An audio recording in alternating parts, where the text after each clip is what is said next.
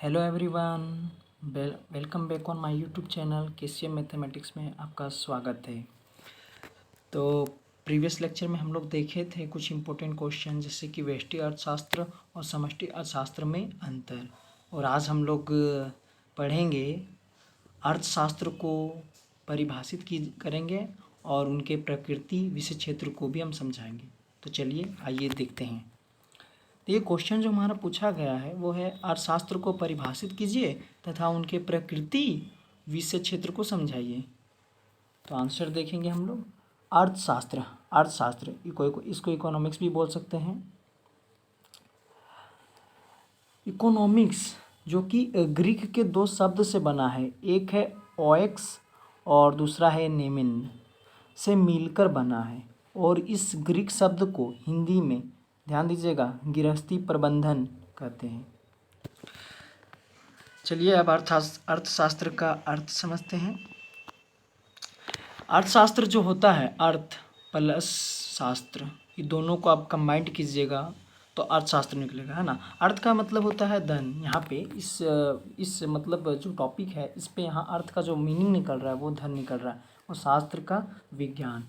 तो इसका जब पूरा मतलब कंबाइन करके आप कंबाइन कीजिएगा तो ये हो जाएगा धन का विज्ञान।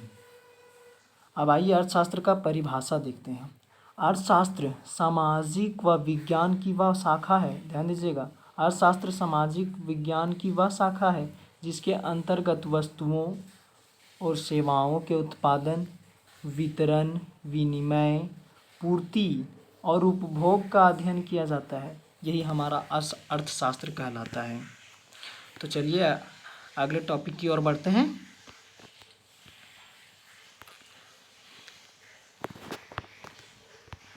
देखिए ध्यान दीजिएगा, है ना, कुछ मतलब हैं अर्थशास्त्री, उन्होंने अपने तरीके से किस तरीके से ये अर्थशास्त्र का परिभाषा दिया है, आइए देखते हैं। प्रोफेसर एडम स्मिथ, सन 1776 में एडम स्मिथ ने अपनी पुस्तक, ध्यान दीजिएगा, an inquiry into the nature and causes of wealth of nation, जिसे धन का विज्ञान कहा, इस बुक के अकॉर्डिंग जो एडम स्मिथ जो प्रोफेसर हैं, जो अर्थशास्त्री हैं, उन्होंने अर्थशास्त्र को धन का विज्ञान कहा। एडम स्मिथ को सर्वप्रथम अर्थशास्त्र को परिभाषित करने के कारण उन्हें अर्थशास्त्र का जनक कहा जाता है। यहाँ पे ध्यान दीजिएगा, जो एडम स्मिथ है वो सर्वप्रथम अर्थशास्त्र को परिभाषित किया, उसी कारण से आज उसे अर्थशास्त्र का जनक कहा जाता है। उसके बाद देखते हैं अगले जो हमारे प्रोफेसर आते हैं वो है प्रोफेसर मार्शल।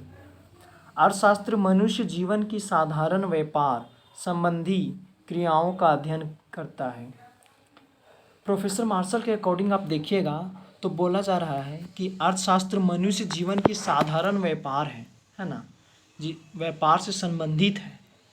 जो भी क्रियाएं, जैसे कि फॉर एग्जांपल में हम लोग बाज़ार वगैरह जाते हैं, है ना, ये सब सब्जी वगैरह लाने, जो भी मतलब जीवन से रिलेटेड जितनी भी सारी व्यापार जो संबंधित क्रियाएं आती हैं वही मतलब अर्थशास्त्र कहलाता है। वो प्रोफेसर मार्शल के अनुसार मतलब बोला गया है।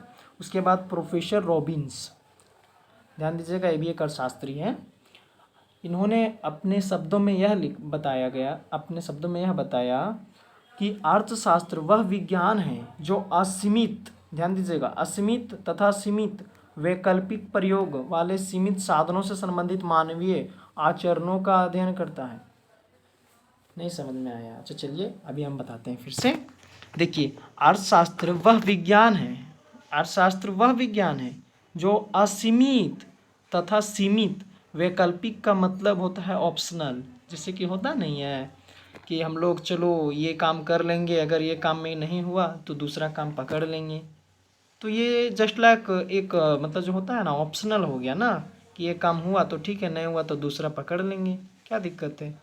तो ऐसा ही यहाँ पे बताया गया है कि असीमित तथा सीमित, है ना, कुछ चीज़ें हैं जो असीमित है और कुछ चीज़ें हैं जो सीमित है, और इन वैकल्पिक प्रयोग वाले सीमित साधनों से संबंधित मानवीय आचरणों का अध्ययन करता है।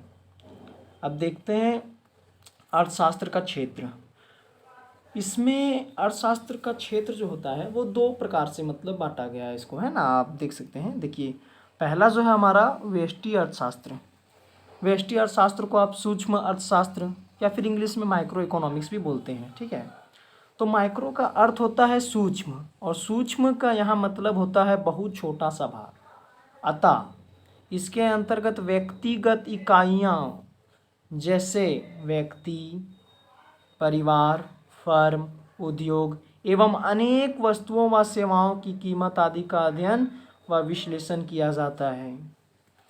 इसमें व्यष्टि अर्थशास्त्र में व्यक्तिगत इकाइयों जैसे व्यक्ति, परिवार, फर्म, उद्योगों एवं अनेक वस्तुओं व सेवाओं की कीमत आदि का अध्ययन या विश्लेषण किया जाता है। इसमें यही सब आते हैं, ठीक है। इसमें कुछ विषय आते हैं, देखते हैं, आइए। उपभोक्ता का सिद्धांत, उत्पादक व्यवहार सिद्धांत, कीमत निर्धारण, कल्याण अर्थशास्त्र, ये सभी व्यष्टि अर्थशास्त्र के अंतर्गत आने वाले विषय हैं। अब चलिए आगे बढ़ते हैं।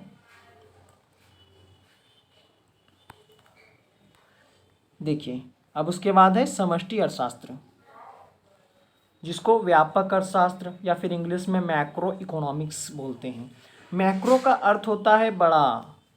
इसके अंतर्गत संपूर्ण, ध्यान दीजिएगा, संपूर्ण अर्थव्यवस्था से संबंधित समूहों जैसे राष्ट्रीय आय, राष्ट्रीय बचत, राष्ट्रीय विनियोग, नेशनल, जिसको इंग्लिश में नेशनल इन्वेस्टमेंट बोलते हैं, कुल रोजगार, कुल उत्पादन व सामान्य कीमत स्तर आदि का अध्ययन किया जाता है। किसमें किया जाता है? वो समष्टि अर्थशास्त्र में। इसमें कुछ विषय इसमें भी आते हैं, चलिए देखते हैं। इसमें जो आता है राष्ट्रीय आय तथा रोजगार पहला में, दूसरा राजकोषीय तथा मौद्रिक नीतियाँ, अपस्फीति तथा अस्फीति, सरकारी बजट, विनिमय दर और भुगतान शेष, ये सभी समष्टि अर्थशास्त्र के अंतर्गत आने वाले विषय होते हैं। थैंक्स फॉर वॉचिंग, मिलते हैं नेक्स्ट वीडियो, तब तक जय हिंद, जय भारत।